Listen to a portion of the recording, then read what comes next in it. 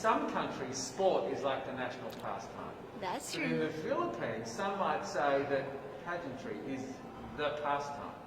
That's true. You know what? In the Philippines, we have pageants all over the places. Yes, we have pageants in the barangay, in school, national, local. That's why we really love Miss Universe. It's like it's giving pride and putting the Philippines back on the pedestal. That's why there's an added pressure as a candidate coming from a pageant-loving country. But it's a good pressure. I always look up to our former Miss Universe Philippines. They really did well in the competition. And now this is my time to show who I am, to offer what Rabia can show to the rest of the universe. So I'm very happy, and at the same time, I'm excited to make all my kababayans proud, and hopefully I do. Why do you think it is that the Philippines love pageants? They have appreciation for beauty. We do love pageant because we used to think that we wanted to be included in the world, I have to be honest, in the Philippines, my skin color used to be not the standard of beauty. I was obsessed whitening my skin because these are the kinds of beauty queen we see on the mainstream. But things were different now. That's why I'm very proud to be a morena. In the Philippines, we call it morena. It's brown skin girl.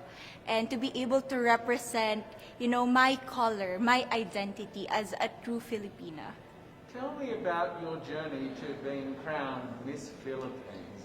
In a world that, in a country I should say, that loves pageants. That must have been a very intense process. Tell me about, your journey to being Miss Philippines. Well, my journey was crazy. You know what? I started to be a dark horse. Nobody noticed me. Nobody knows I was in the competition up until the preliminary and the coronation night. And when I won, I received different comments. Of course, there were people who didn't expect me to do well, who think that I cheated. That's why I need to redeem myself in Miss Universe. I really need to do well in this competition. And the thing is, I love pressure. I love criticism. I get better every day with that. You tell me I cannot do that, I turn to you and I'm going to say that, no, I can do it for myself. Good for you. So how does it feel then to be on the global stage? How do you feel to be here in this moment, right now? It's crazy, but I'm overwhelmed with the support, not just from the Filipino community, but also from Thailand, Latin countries who do appreciate me as a candidate, as a person.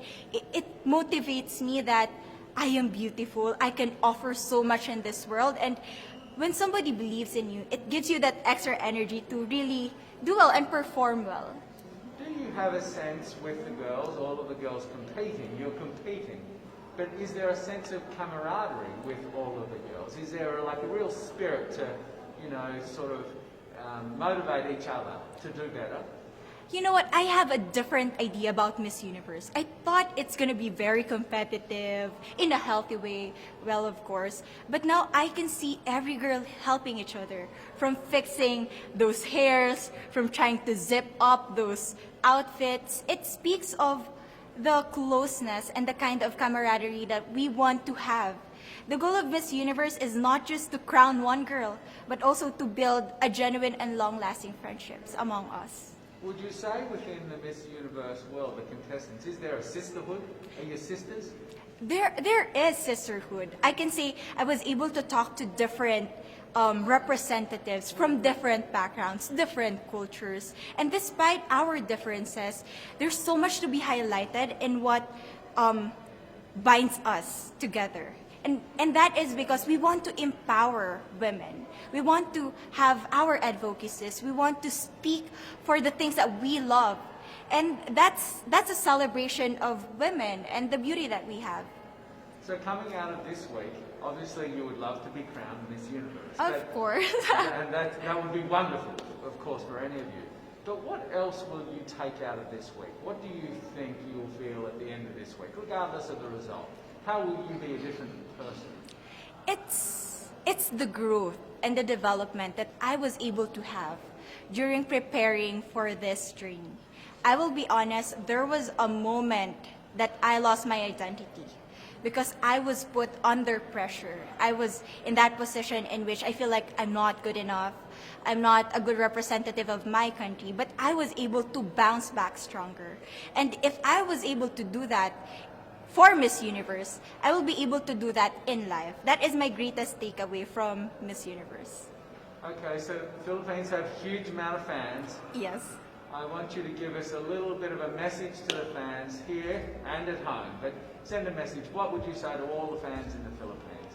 To all my fans from the Philippines and from all over the world, maraming salamat po. Thank you so much for loving me and for believing in me. It means a lot to somebody who is so naive in this industry, who has no idea how to become a beauty queen on the first day of my journey. But because of your love and support, I was able to be the woman that I am today. And regardless of the result, I may or I may not win the crown, but one thing is for sure, I'm gonna make you all proud.